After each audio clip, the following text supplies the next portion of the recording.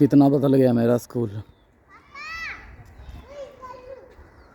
जब मैं इतना सा था तो स्कूल में लगा होगा शायद, क्योंकि इतनी अभी तक याददाश्त नहीं है।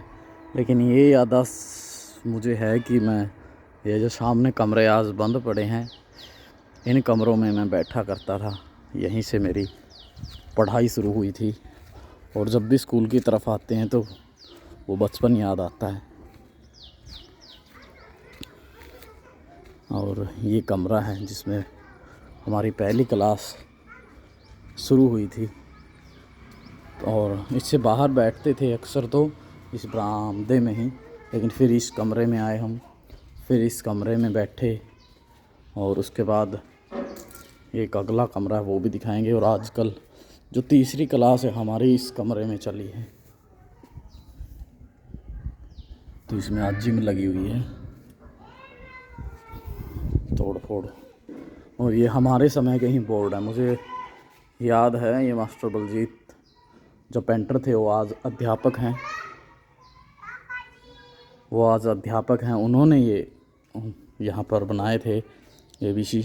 और ये जो हेड मास्टर का कमरा होता था, फिर ये एडू सेट बन गया था। और यहीं पर हमारी जो 5वीं क्लास थी हम इसी कमरे में बैठते थे। और ये सारे मुझे आज भी याद हैं कि यहाँ राष्ट्रीय गान लिखा गया था। और जो पुराने समय में बच्चों को राशन दिया जाता था स्कूलों में, तो इस कमरे में वो राशन होता था।